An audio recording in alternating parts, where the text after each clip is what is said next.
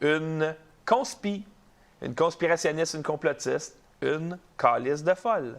Le complotiste, nécessairement, c'est quelqu'un qui pense qu'il y a un État malveillant ou il y a une organisation malveillante qui nous veut du mal et donc qui a créé cette fausse pandémie-là pour nous coincer.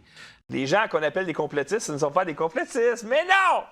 Ce sont des gens éveillés. Notre premier ministre ainsi que notre ministre de la Santé ont peur de se trouver proche d'une infirmière qui serait non vaccinée. De toute façon, les complotistes pensent les hardcore là, pensent qu'il va y avoir une panne de 10 jours là, d'Internet pendant lesquels toute l'élite va se faire arrêter et il va y avoir des exécutions. Là. Ça fait partie de la théorie de base. Là, ouais. Gérard, quoi?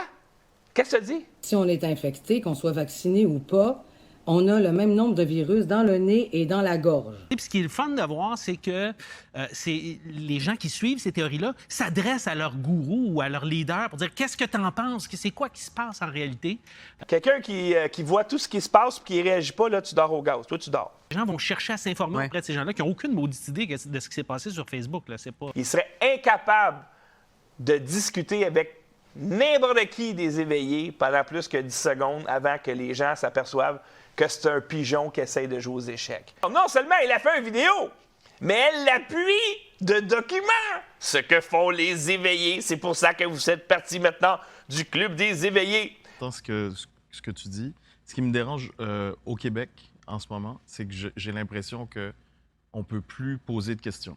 On ne peut plus dire... Genre, tout de suite, on est étiqueté complotiste, on nous balaie du revers de la main. Ah, ben les gens sont intelligents. Puis là, ben, tu sais, il va y avoir une discussion, puis non.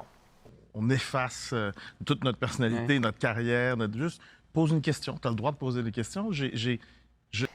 Les éveillés vont dire, ben effectivement, oui, on le sait, mais bienvenue dans le club. Mais les gens à qui vous vous adressez, là, eux autres, ils vont pas écouter une virgule. Je suis ce qui se passe en Belgique, en France, en Suisse, aux États-Unis, en Angleterre, un peu au Canada anglais, un petit peu en Afrique. J'essaie de voir ce qui se passe. Puis, il n'y a pas de débat. Est-ce que c'est pire ici? Oui. Il n'y a pas de débat au Québec. Mais moi, je pense... Sur les plateaux télé, il n'y a pas de débat. Qu'on soit d'accord ou non... Quelqu'un qui dit « Wow! Qu'est-ce que tu viens de dire là, toi, Legault? T'as quoi? » Tu t'es réveillé. Attends un peu, m'aller voir. Tu poses des questions. Attends, t'es sûr, quoi? Quand tu es malade, tu peux aller voir un médecin pour une deuxième opinion. Mais ici, il n'y a personne.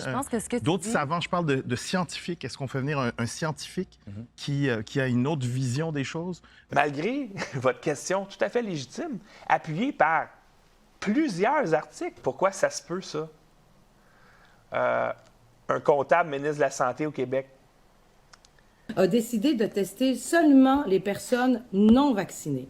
Fait que donc, pour l'instant, ce sont les personnes non vaccinées pour lesquelles on sait qu'elles sont négatives. Je répète, ni porteuses ni transmetteuses.